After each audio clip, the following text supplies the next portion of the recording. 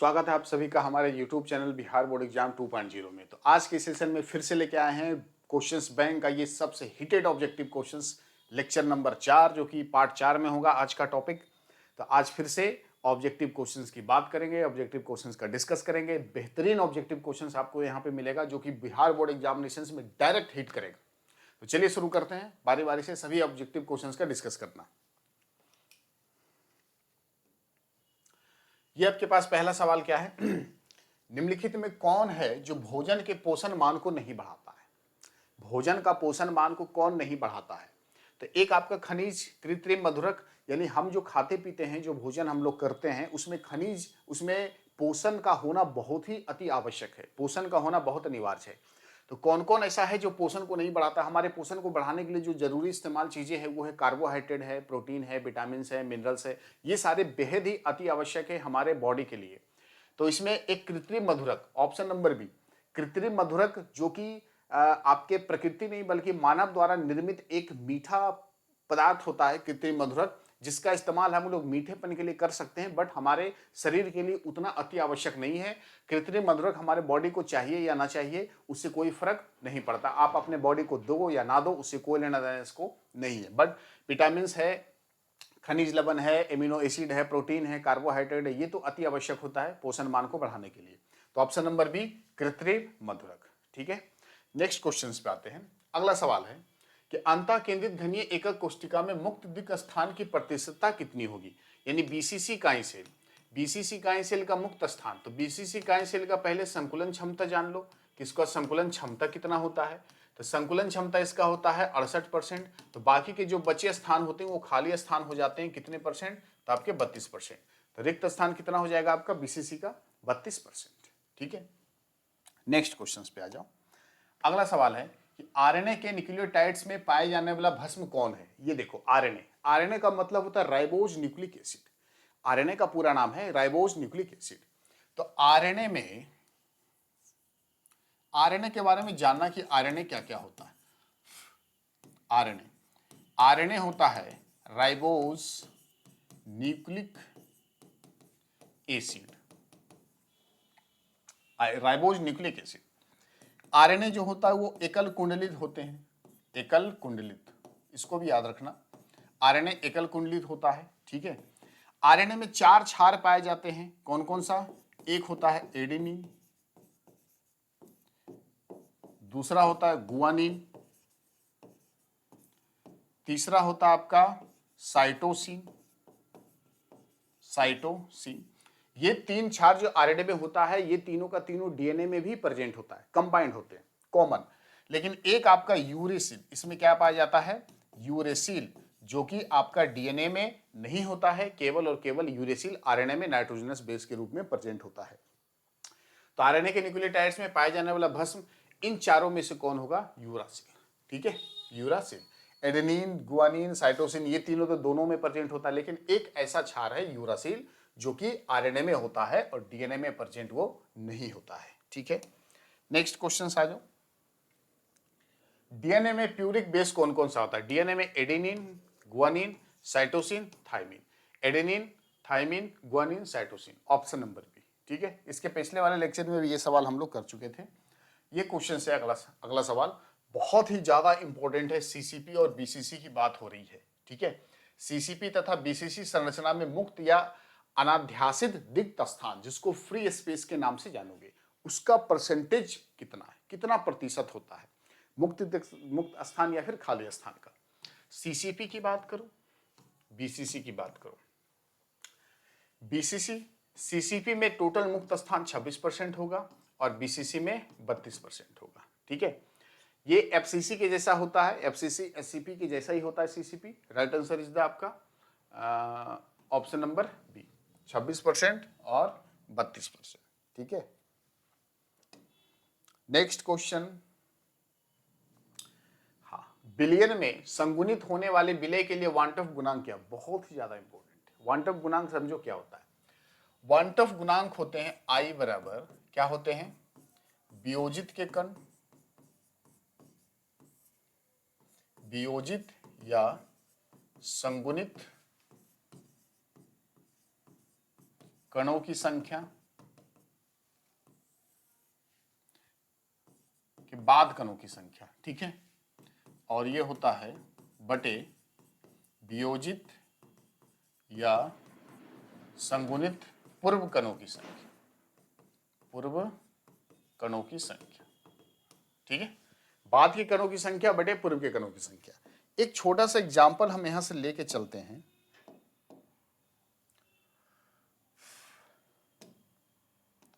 एक छोटा सा एग्जांपल लेके चलो, Al2SO4 का होल 3, एल्युमिनियम का सल्फेट, इसका आपको क्वांटम फैक्टर निकालना है। इसको अगर तोड़ोगे तो किस में टूटेगा, Al+3 में, प्लस 3SO4 2 माइनस में। अगर इसमें I की वैल्यू निकालना चाहो, I की वैल्यू कितने आएंगे, 5 आएंगे। वियोजित या संगुणित के पश्चात कणों की संख्या, उसके बाद के कण कितने हुए, 2, यहाँ पे 3, 2 पॉजिटिव 3 नेगेटिव, ठीक है, 3 और 2 5, टोटल 5 कण हुए, तो I की वैल्यू कितनी हो गई, 5। और यहां से नोट में एक बात याद रखना जो कि इंपॉर्टेंट है, यही से ऑब्जेक्टिव सवाल यहां पे आया है। नोट में इस बात को याद रखना, वियोजन के पश्चात, ऐसे लिखना,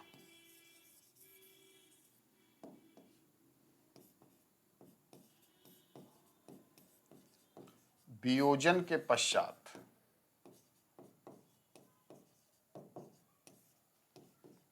I की वैल्यू कितनी होती है, I की वैल्यू 1 से ज्यादा होती है। वियोजन के बाद I की क्वांटम फैक्टर का मान 1 से ज्यादा।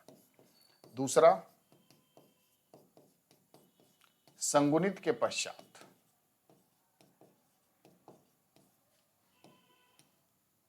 I की वैल्यू 1 से कम, ठीक है। तीसरा जो जरूरी है, ना तो वियोजन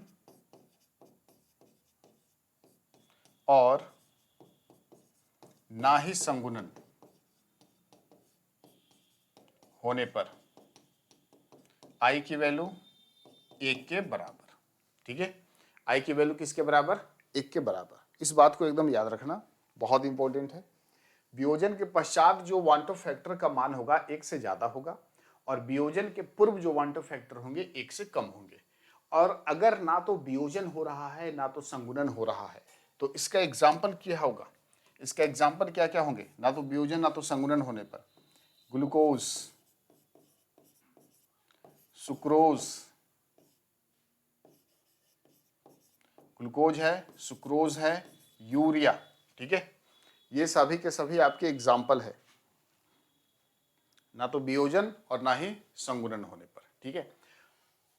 तो विलयन में संगुणित होने वाले विलय के लिए क्वांटम गुणांक कितना है, संगुणित होने वाले, संगुणित होने के पश्चात I की वैल्यू 1 से कम होती है, तो right answer is the option number C, 1 से कम होगी, ठीक है। I का मान क्या हो जाएगा आपका, 1 से कम होगा। ओके, चलो नेक्स्ट क्वेश्चन पे आ जाओ। निम्नलिखित में कौन सर्वाधिक क्षारीय है, सबसे ज्यादा क्षारीय कौन सा है। ये आपके सभी नाइट्रोजन के कंपाउंड है, तो सबसे क्षारीय की जो क्रम होगी, याद रखना, क्षारीयता क्रम, क्षारीयता क्रम 2 डिग्री एमीन, फिर 3 डिग्री से, और ये 1 डिग्री से, ठीक है, याद रखना। द्वितीय केमीन होगा वो सबसे ज्यादा क्षारीय होगा तृतीय केमीन से, और तृतीय केमीन ज्यादा क्षारीय होगा प्राथमिक केमीन से। तो सबसे ज्यादा क्षारीय यहाँ देखो, ये आपका क्या है, 3 डिग्री है, ये 3 डिग्री है, ये आपका 2 डिग्री है, ठीक है, और ये आपका 1 डिग्री है। तो सबसे ज्यादा क्षारीय कौन सा, 2 degree, option number B, option number B 2 degree amine सबसे ज्यादा क्षारीय होता है, ठीक है। नेक्स्ट क्वेश्चन पे आ जाओ। किस यौगिक के साथ FeHCl की अभिक्रिया से एनिलीन बनता है। एनिलीन आपको बनाना है, तो एनिलीन बनाने के लिए एक उत्प्रेरक यहां से ले सकते हो, FeHCl या फिर SnHCl, दोनों में से कोई भी एक ले सकते हो, SnHCl या तो फिर FeHCl। इसकी प्रेजेंसी में अभिक्रिया करा के एनिलीन बनाना है। तो देखो हम यहाँ से चेक कर सकते हैं, बेंजीन है, नाइट्रोबेंजीन है, तो पहले नाइट्रोबेंजीन, एक ऑप्शन इसका नाइट्रोबेंजीन, नाइट्रोबेंजीन, ठीक है, इसको प्रेजेंसी रिएक्शन करा दो SnHCl से, या फिर यहां से FeHCl लगा सकते हो। ये क्या करेगा सीधे, ये एक अपकारक पदार्थ है। SnHCl या FeSCl क्या है? एक अपकारक पदार्थ है। इसको अपकृत करेगा मतलब ऑक्सीजन को बाहर निकालेगा, हाइड्रोजन को ऐड करेगा, तो सिंपली ये क्या बन जाएगा? NH2। और इसी का नाम क्या है? एनिलीन। तो एनिलीन किससे बना है? तो आपके नाइट्रोबेंजीन से। किससे बने हैं? नाइट्रोबेंजीन से। ये आपके नाइट्रोबेंजीन से एलिनिन का फॉर्मेशन हो गया। Option number B, nitrobenzene.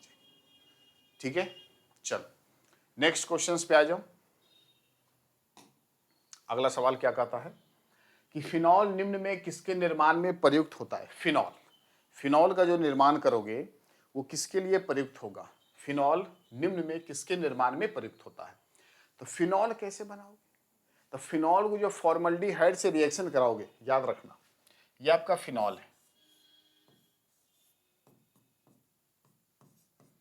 इसको फॉर्मल्डिहाइड से HCHO, ठीक है, कैसे बनेगा देखना ध्यान से। ये कुछ ऐसा स्ट्रक्चर बनते हुए देखने को मिलेगा।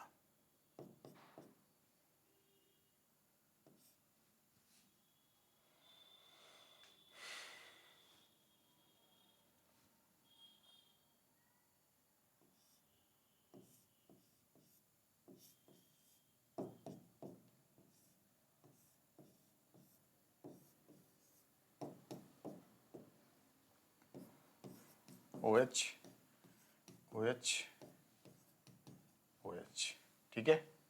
नीचे भी क्या रहेगा आपका? SCHO रहेगा, CH2,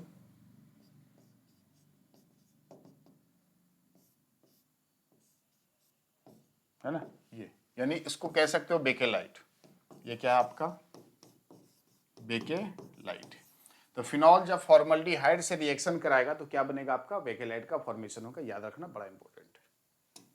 नेक्स्ट क्वेश्चन, 0.3 mH3PO4 की नॉर्मलता क्या होगी? ये देखो H3PO4 की नॉर्मलता पूछ रहा है कि अगर आपके पास H3PO4 0.3 m है, ठीक है, 0.3 m है, देखना ध्यान से, नॉर्मलिटी बराबर होता है मोलरता गुने भस्मीयता या फिर अम्लीयता। ये होता है मोलरता इज इक्वल टू नॉर्मलिटी बराबर, तो नॉर्मलिटी बराबर मोलरता कितनी? 0.3। भस्मीयता कितनी है H3PO4 की? H3PO4 की भस्मीयता अगर निकालना है तो पहले बॉन्ड बना के देख लो, O H H H। कितने OH बॉन्ड यहाँ पे दिख रहा है आपको? 1 2 3 OH बॉन्ड, तो इसकी हो जाएगी 3 बराबर 0.9। Option is the C number, 0.9, ठीक है। इस तरीके से इसकी नॉर्मलिटी को निकाल सकते हो, नॉर्मलिटी को इसी प्रकार से निकाल सकते हो। नेक्स्ट क्वेश्चन पे आ जाओ। निम्नलिखित में किसका प्रयोग साबुन के रूप में होता है? साबुन का प्रयोग होता है, साबुन किससे बनता है? तो साबुन बनता है सोडियम अस्टेरेट, सोडियम अस्टेरेट या फिर पोटेशियम अस्टेरेट। ऑप्शन नंबर ए, साबुन का जो निर्माण होता है वो सोडियम अस्टेरेट या फिर पोटेशियम अस्टेरेट से मिलकर बनता है। नेक्स्ट क्वेश्चन, ये देखो बड़ा इंपॉर्टेंट सवाल है। राउल्ट के नियम के अनुसार वाष्प दाब का अपेक्षिक अवनमन किसके बराबर होता है? तो वाष्प दाब के अवनमन तो समझ रखे हो, ये देखो ये होता है आपका वाष्प दाब का अवनमन। वाष्प दाब का अवनमन बराबर क्या होता है? P0 माइनस P होता है। चलो P0 माइनस P, वाष्प दाब का अवनमन। अगर हम यहां से अपेक्षिक अवनमन की बात करें, अपेक्षिक अवनमन, तो अपेक्षिक अवनमन क्या होता है? P0 minus P upon P0। अपेक्षिक अवनमन इज इक्वल टू, इसको दूसरे शब्दों में लिख सकते हो, वाष्प दाब का अवनमन बटे शुद्ध विलायक का वाष्प दाब, बटे शुद्ध विलायक का वाष्प दाब, ठीक है। अब यहां से देखो ऑप्शन को मिला, तो वाष्प दाब के अवनमन का एक फॉर्मूला और ये कर सकते हो, P0 minus P upon P0 is equal to mole fraction of बिले। ये भी आपका फॉर्मूला है, ये पढ़ रखे हो ना बिलियन वाले। हम यहाँ से 1 शॉर्ट बिलियन का एक लेक्चर पढ़ाए थे जिसमें ये फॉर्मूला यहाँ से बना के हमने निकाला, P not minus P upon P not is equal to mole बराबर क्या क्या किसके बराबर होगा, तो विलय के मोल प्रभाज के बराबर होगा।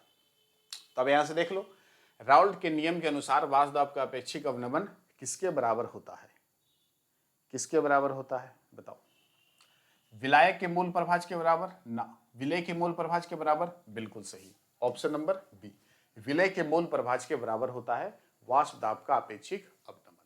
ठीक है, चलो ओके। नेक्स्ट क्वेश्चन, ये तो सेम सवाल आ गया।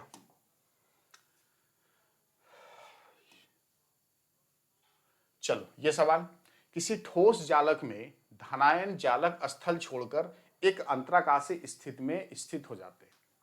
एक धनायन परमाणु है जो अपने स्थान को छोड़ता है और अपने स्थान को छोड़कर किसी अंतराकाशीय स्थल में चले जाते हैं। तो आपको बताना है कि वो कौन सा दोष होता है। तो ये धनायन ऋणायन धनायन ऋणायन धनायन ऋणायन धनायन ऋणायन, ठीक है, धनायन ऋणायन धनायन ऋणायन धनायन, ठीक है ऐसा। तो कोई एक धनायन अपने स्थान को छोड़ेगा, जैसे ही छोड़ेगा तो यहाँ पे क्या बचेगा, रिक्त स्थान, और ये छोड़ के कहाँ चला जाएगा, किसी अंतराकाशीय स्थल में, यहाँ पे इसको बोलेंगे अंतराकाशीय स्थान। ठीक है, इस प्रकार का जो दोष होता है, इस दोष को हम बोलेंगे फ्रैंकल दोष। क्या बोलेंगे इसको, फ्रैंकल दोष। और फ्रैंकल दोष के कारण क्रिस्टल का जो घनत्व होगा, क्रिस्टल का घनत्व कैसा होगा, अपरिवर्तित, क्रिस्टल का घनत्व अपरिवर्तित होगा। ऑप्शन नंबर सी, फ्रैंकल दोष। ठीक है, ऑप्शन नंबर सी, फ्रैंकल दोष। तो फ्रैंकल दोष के कारण ही क्रिस्टल घनत्व कैसे होते हैं, अपरिवर्तित होते हैं। नेक्स्ट क्वेश्चन, Al2SO4 का होल 3 का वन ऑफ गुणांक कितना होगा। देखो Al2SO4 का होल 3, Al2SO4 का होल 3, इसका आपको निकालना वन ऑफ फैक्टर क्या होगा, यहां से निकालो, 2 एल्युमिनियम प्लस का 3 प्लस SO4 का होल 3, 3SO4 2 माइनस। ठीक है, तो वन ऑफ फैक्टर क्या निकालोगे, एल्युमिनियम 2 प्लस यहाँ पे 3, तो आई बराबर कितना आ जाएगा 5। वन ऑफ फैक्टर कितना आ जाएगा, सिंपली डी नंबर, ऑप्शन 5। ठीक है, कोई दिक्कत, नो नो नो, ओके चलो आगे बढ़ जाओ। ये सवाल बड़ा इंपॉर्टेंट है, यूरिया का 0.6% जलीय विलयन किसके साथ समपरासरी होगा। बारी से चेक कर लो, शुरू से, जिसका ऑप्शन मैच कर गया वहीं पे टिक कर देंगे। समपरासरी का मतलब है कि दोनों का प्रसरण दाब बराबर होना चाहिए। समपरासरी का मतलब है कि दोनों का जो प्रसरण दाब होना चाहिए वो कैसा होना चाहिए, बराबर होना चाहिए। ठीक है,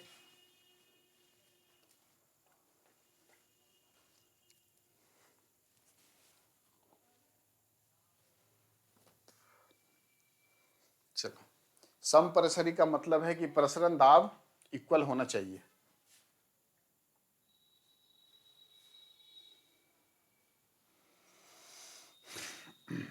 चलो, प्रसरण दाब इक्वल, बारी बारी से चेक कर लो। आपके पास है 0.6% जलीय विलयन किसका, यूरिया का। तो यूरिया का द्रव्यमान कितना, 0.6 ग्राम, मोलर मास कितना 60 ग्राम। ठीक है, 0.1 m, इसका m निकाल दो, मोलरता वॉल्यूम कितना 100 मिलीलीटर, तो मोलर मास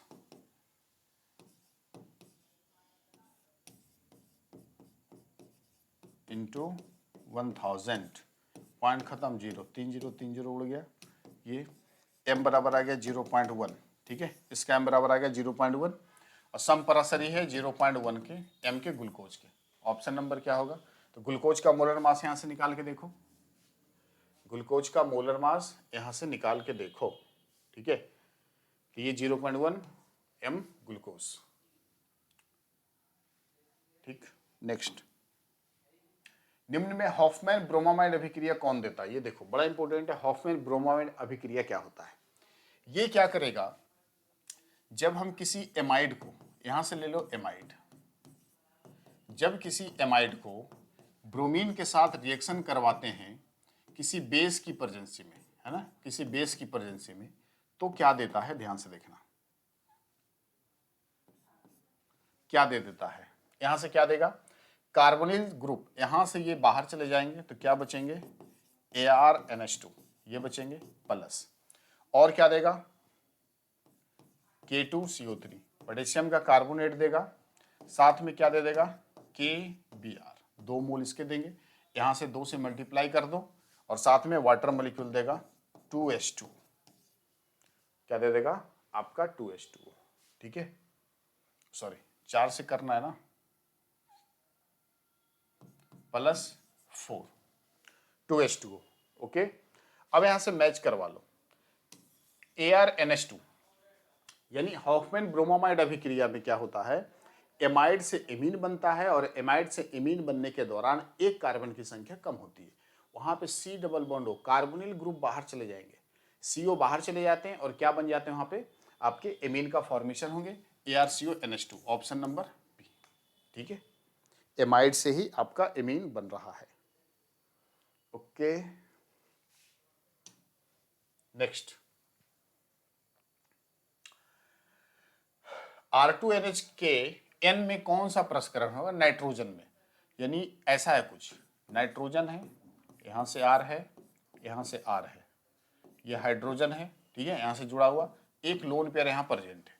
अब इसमें बता रहे हैं नाइट्रोजन का प्रसंस्करण कितना होगा, तो लोन पेयर कितने हैं 1, बॉन्ड पेयर कितने हो गए, तो total 3 sigma bond, bond pair 3, electron pair is equal to हो जाएगा आपका lone pair plus bond pair is equal to 4, जब 4 आया तो प्रसंस्करण कितना होगा, इसका प्रसंस्करण कितना हो जाएगा sp3, यानी इसमें जो नाइट्रोजन का प्रसंस्करण होता है वो कितना होता है sp3, ऑप्शन नंबर ए, यानी एमीन में जो नाइट्रोजन होंगे, एमीन में नाइट्रोजन का जो हाइब्रिडाइजेशन होगा, प्रसंस्करण होगा, वो कितना होगा sp3 होगा, बहुत इंपॉर्टेंट है, प्रसंस्करण से एक सवाल आता है, इसको एकदम याद रखना, ये बहुत बहुत बहुत ही ज्यादा इंपॉर्टेंट है। नेक्स्ट क्वेश्चन,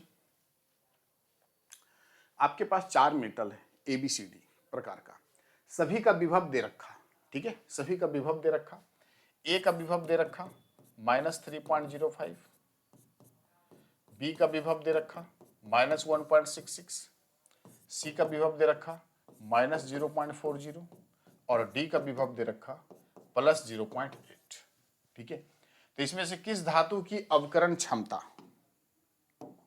किस धातु की यहां से क्या है अवकरण क्षमता सबसे अधिक होगी, तो याद रखना अवकरण क्षमता सबसे अधिक होने का कारण क्या है, जिसके विभव का मान सबसे ज्यादा नेगेटिव, जिसके विभव का मान सबसे ज्यादा नेगेटिव, जिसका विभव की वैल्यू सबसे कम, उसका अवकरण क्षमता सबसे ज्यादा होगा, ठीक है, जिसके विभव का मान सबसे कम होंगे उसका अवकरण क्षमता सबसे ज्यादा होगी, सबसे अधिक होगी। तो यहां पे देख लो, हम चीजें को यहां से पॉइंट्स में लिख सकते हो, चाहो तो नोट करके, विभव का मान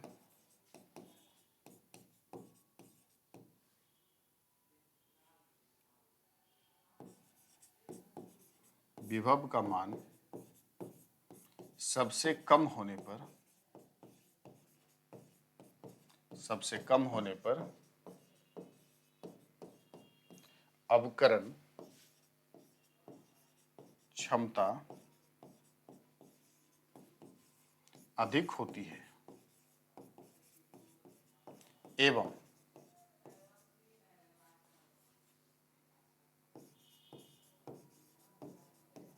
उपचयन या फिर ऑक्सीकरण,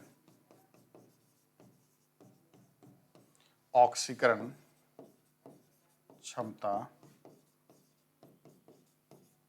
सबसे कम होती है। इन चीजों को याद रखना, ये नोट में बड़ा इंपॉर्टेंट है, इससे डायरेक्ट क्वेश्चंस आपके ऑब्जेक्टिव में बनेंगे, ठीक है। अगर विभव का मान सबसे कम हो, अगर विभव का मान सबसे कम हो तो समझ जाओ उसका अवकरण क्षमता यानी अपचयन क्षमता सबसे अधिक होगी, ठीक है, और ऑक्सीकरण क्षमता सबसे कम होगी। तो ऑप्शन में कौन कौन दे रखा, सबसे कम कौन है, सबसे कम, सबसे कम, सबसे कम विभव ए का, तो ए का अवकरण क्षमता सबसे ज्यादा, उसके बाद कम कौन है बी का, फिर बी का ज्यादा, उसके बाद कम कौन है -C का, फिर सबसे ज्यादा सबसे ज्यादा विभव डी का है तो अपकरण क्षमता, यहां से हम क्या लिख सकते हैं, ये क्या निकाले हैं, ये उल्टा मत समझना, इसको अपकरण क्षमता समझना, ये अपकरण क्षमता हमने निकाला। तो अपकरण क्षमता सबसे ज्यादा किसका, ऑप्शन नंबर ए, एक अपकरण क्षमता सबसे ज्यादा है। ठीक है, एक अपकरण क्षमता सबसे ज्यादा है। चलो अगला सवाल, संक्रमण तत्वों के द्वारा अधिकतम ऑक्सीकरण अवस्था प्रदर्शित हो सकते हैं। संक्रमण तत्व के द्वारा सबसे अधिक ऑक्सीकरण अवस्था परिवर्तित होगा, किसका सबसे ज्यादा ऑक्सीकरण अवस्था होगा, तो देखना ध्यान से, सबसे ज्यादा ऑक्सीकरण अवस्था किसका होगा, +6 का। अब ये पूछोगे क्यों, क्यों, देख लो क्यों। देखो हम यहां से अगर बात करें क्रोमियम से, तो क्रोमियम का ऑक्सीकरण अवस्था +2 +3 +4 +5 +6 तक होता है, क्योंकि क्रोमियम का हो जाते हैं कितने, क्रोमियम का लास्ट में होता है 3d5 4s1। इसको जब हम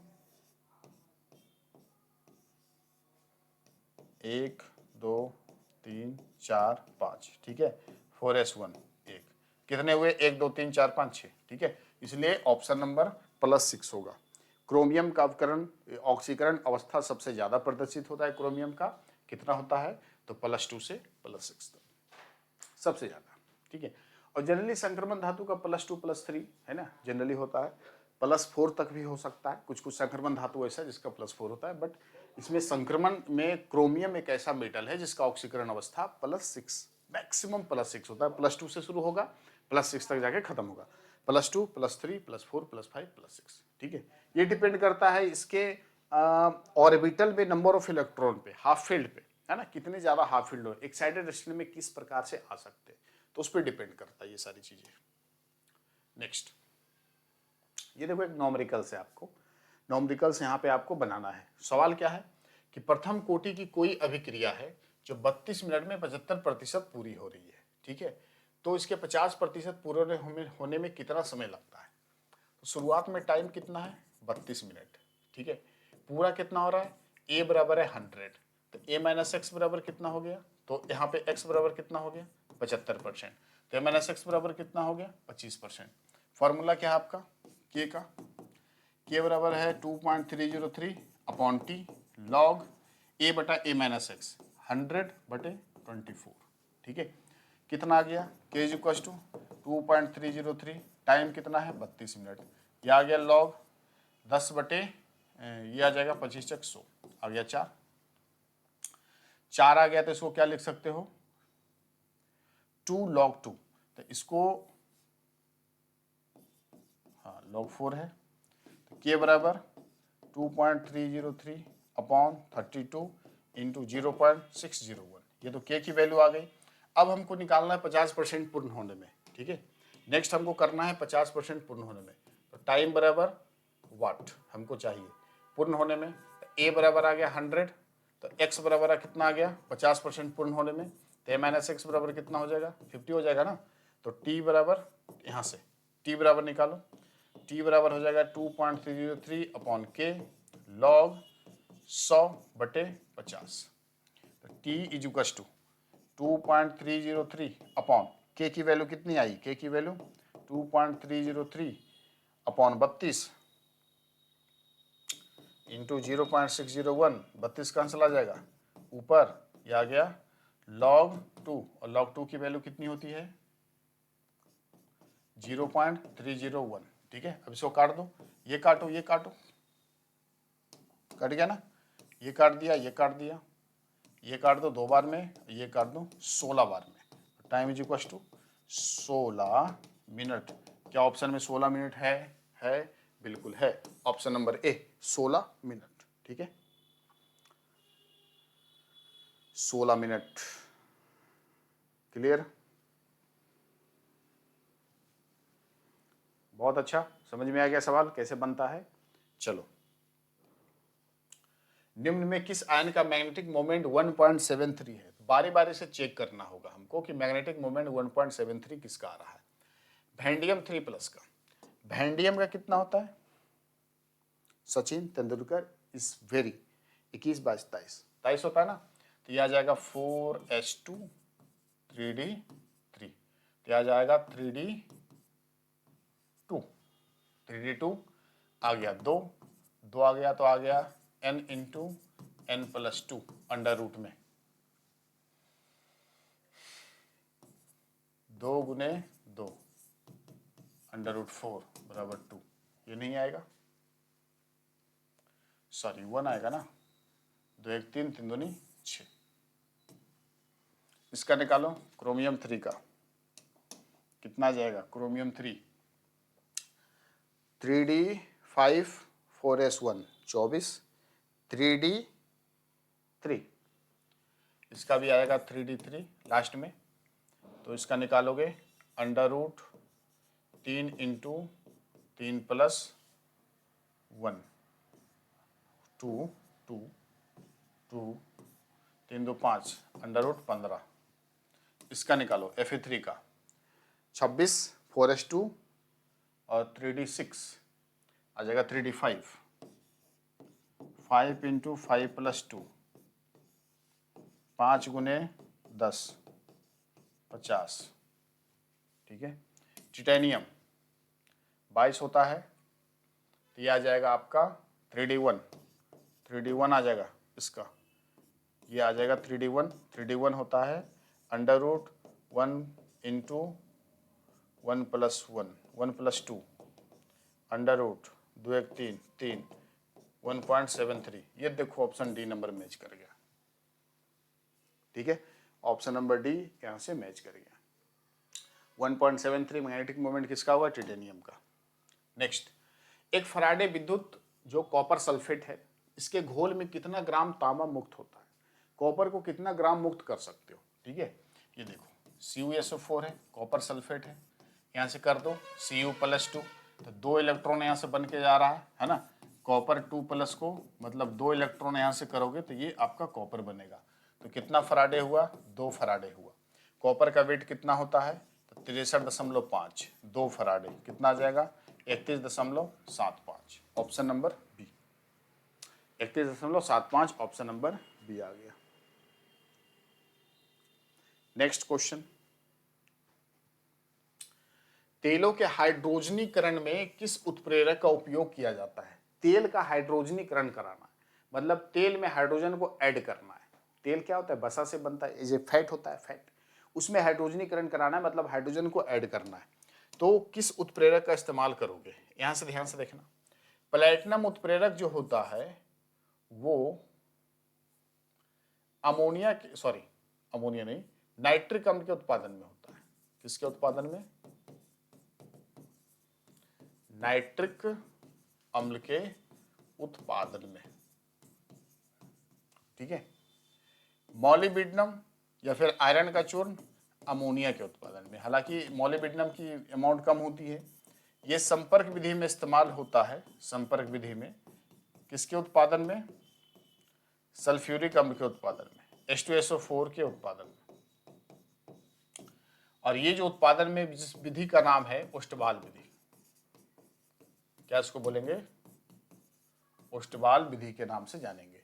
तो ये राइट ऑप्शन क्या हो जाएगा, answer is the option number B, nickel nickel nickel, ठीक है। तो तेल के हाइड्रोजनीकरण में किस उत्प्रेरक का उपयोग किया जाता है, तो ऑप्शन नंबर बी, निकेल का इस्तेमाल होता है। नेक्स्ट क्वेश्चन, द्रव में किसी द्रव का परिक्षेपण, द्रव को द्रव में मिला दो, क्या कहलाएगा, पायस। इसका उदाहरण क्या है, मिल्क, दूध, ठीक है। द्रव में द्रव का पायस क्या होता है, द्रव में द्रव का मिश्रण पायस कहलाता है, और पायस किसका एग्जाम्पल है, दूध का। नेक्स्ट, किसी गैस के ठोस सतह पर अधिशोषण की मात्रा निर्भर करती है। अब मान लो कोई गैस का मॉलिक्यूल है, ठीक है, ऐसा ये कंटेनर है, इसके अंदर गैस का मॉलिक्यूल है, तो इसमें ठोस का अधिशोषण होना इसकी सतह पर, यानी किसी ठोस सतह पर, किसी गैस की सतह पर ठोस आके चिपक रहा है, ऐसे ठोस अगर चिपक रहा है तो किसकी वजह से चिपक सकता है, किसकी वजह से अधिशोषण हो सकता है, गैस के टेम्परेचर पे भी डिपेंड करेगा। तापमान बढ़ा घटा, तापमान बढ़ेगा तो गैस फैलेगा तो तेजी से चिपकेगा। गैस के दाब पर जितना ज्यादा प्रेशर होगा जितना ज़्यादा प्रेशर होगा उतना तेजी से गैस जाके चिपकेगा किसी ठोस के सतह पर। ये भी बात है गैस की प्रवृत्ति पर, गैस कैसा नेचर है, हल्का है, भारी है, ठीक है। तो ये सभी के सभी इन सभी चीज़ों पे डिपेंड करेगा किसी भी गैस के ठोस पे, ठोस सतह पर अधिशोषण की प्रक्रिया। गैस सभी चीज़ों पर डिपेंड करेगा। नेक्स्ट क्वेश्चन है जलीय विलयन में क्षारीय प्रबलता का सही क्रम क्या है? 2 डिग्री, फिर 3 डिग्री और फिर 1 डिग्री। याद रखना, ये देखो 2 डिग्री कौन, 3 डिग्री कौन। ऑप्शन नंबर बी, ये आपका 2 डिग्री अमीन है, 3 डिग्री अमीन है, 1 डिग्री अमीन है। तो क्षारीय में याद रखना, ये अक्सर क्वेश्चन आता है कि सबसे अधिक क्षारीय कौन सा अमीन होगा, तो सबसे ज़्यादा क्षारीय 2 डिग्री अमीन होता है, फिर 3 डिग्री अमीन होता है, फिर 1 डिग्री अमीन होता है। ये एक्सेप्शन वाला बात होता है ऐसा। नेक्स्ट क्वेश्चन, डिटॉल का उपयोग कहाँ किया जाता है? डिटॉल का उपयोग कहाँ करोगे? प्रतिरोधी में करोगे, संक्रमणहारी में करोगे, मलेरिया रोधी में करोगे। मलेरिया में तो इस्तेमाल होगा नहीं डिटॉल का। प्रतिरोधी, एंटीबायोटिक, एंटीबायोटिक में हम लोग डिटॉल का इस्तेमाल नहीं करते प्रतिरोधी में। संक्रमणहारी, अगर मान लो जख्म है, जख्म हो गया, कट गया या फिर कहीं जल गया तो वहाँ पे संक्रमण उत्पन्न होता है, तो संक्रमण को मारने के लिए, किल करने के लिए हम वहाँ पे डिटॉल या सेवलॉन का इस्तेमाल कर सकते हैं। डिटॉल सबसे बेहतर होता है संक्रमण को मारने के लिए, यानी संक्रमणहारी के रूप में इस्तेमाल कर सकते हैं डिटॉल का। Option number A. क्लियर? चलो अगला सवाल, एफसीसी कायसेल का पैकिंग प्रभाव। तो एफसीसी के बारे में जान लो भाई कि एफसीसी क्या होता है। एफसीसी में परमाणु की संख्या 4 होती है। इसका समन्वय संख्या, जिसको कोऑर्डिनेशन नंबर बोलोगे, समन्वय संख्या 12 होता है। एफसीसी का जो संकुलन क्षमता होता है, ठीक है, जितना स्थान वो घेरता है, संकुलन क्षमता इसका कितना होता है? 74% होता है संकुलन क्षमता। मुक्त स्थान इसके कितने होते हैं? मुक्त स्थान, एफसीसी का मुक्त स्थान होता है 26%। और पैकिंग प्रभाज, एफसीसी का पैकिंग प्रभाज जो होता है वो कितना होता है? 26%। सॉरी, पैकिंग प्रभाज कितना हो जाएगा? 0.74। ये डिपेंड करता है आपके संकुलन क्षमता पे। Option is the D number. Packing प्रभाज कितना? 0.74। ओके। अगला सवाल कि शॉर्टकी दोष और फ्रैंकल दोष एक प्रकार का कौन सा दोष होता है? परमाणु दोष। याद रखना, शॉर्टकी दोष और फ्रैंकल दोष एक प्रकार का परमाणु दोष होता है। शॉर्टकी दोष, शॉर्टकी दोष में क्या होता है? क्रिस्टल के घनत्व में कमी। शॉर्टकी दोष में क्रिस्टल घनत्व में क्या हो जाएगा? कमी। ठीक है। दूसरा बात इसमें, ये तो पहला बात हो गया। दूसरा बात इसमें क्या होता है? धनायन और ऋणायन समान आकार के होते हैं, समान आकार के होते हैं। ठीक है। तीसरी बात, शॉर्टकी दोष में उच्च समन्वय संख्या वाले क्रिस्टल में होता है, यह उच्च समन्वय संख्या। ठीक है। फ्रैंकल दोष की बात करो, फ्रैंकल दोष, फ्रैंकल दोष क्या होगा? इसके वजह से क्रिस्टल का घनत्व, क्रिस्टल का घनत्व अपरिवर्तित रहता है। ठीक है।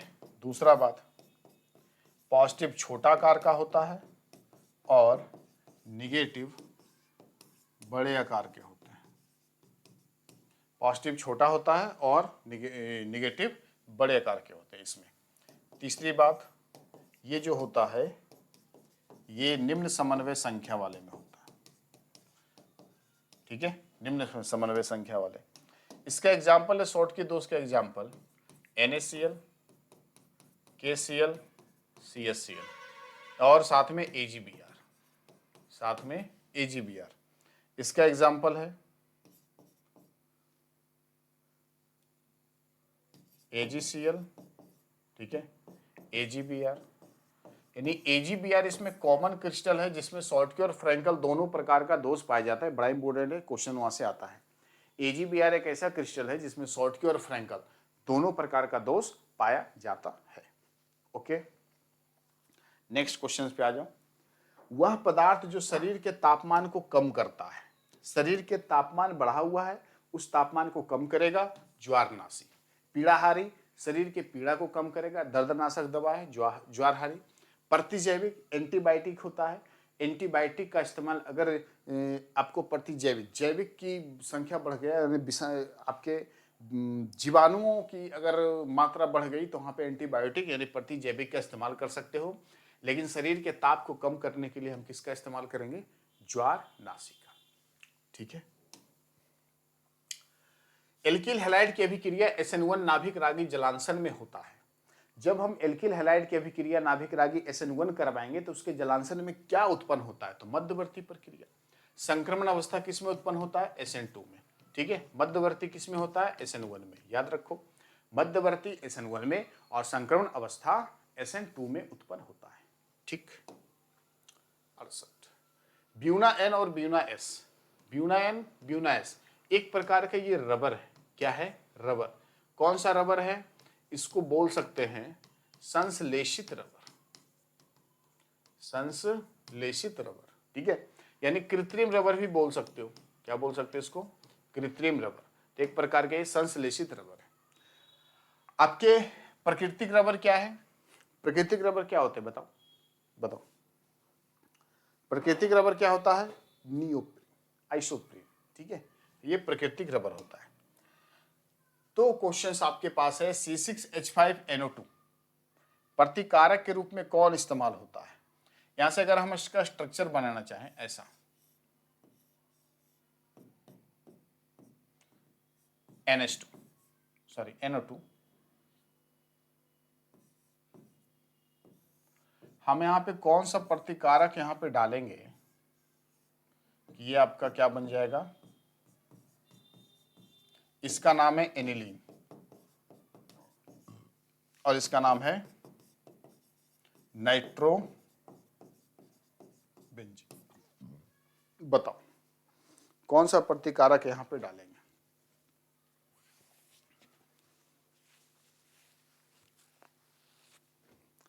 नाइट्रोबेंजीन से आपको एनिलीन बनाना है, मतलब ये नाइट्रोबेंजीन का अवकरण हुआ है।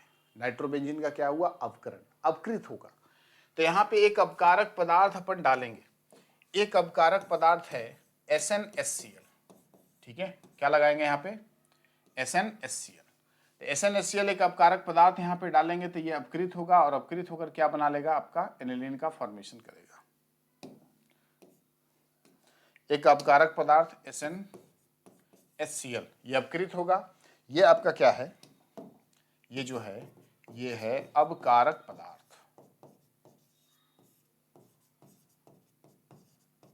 ये अपकारक पदार्थ है, इसको अपकृत करेगा, मतलब यहां से जो ऑक्सीजन है उस ऑक्सीजन को बाहर निकालेगा, हाइड्रोजन को ऐड करेगा। तो इसी अपकारक पदार्थ की प्रेजेंसी में यहां पे ये क्या बन जाता है? आपके नाइट्रोबेंजीन से एनिलीन में कन्वर्ट होते हैं, मतलब ऑक्सीजन हटता है और वहां पे हाइड्रोजन आके जुड़ जाता है। ठीक है। ये भी बड़ा इंपॉर्टेंट है, इससे क्वेश्चंस कई बार पूछा है। एक बार ये भी सवाल पूछा या फिर ये दे रखा, ये सवाल पूछा। ठीक है। ये भी इंपॉर्टेंट, ये भी इंपॉर्टेंट, दोनों का दोनों बहुत ही ज्यादा इंपॉर्टेंट है। क्वेश्चंस अक्सर आते रहता है बोर्ड एग्जामिनेशंस में। ठीक है।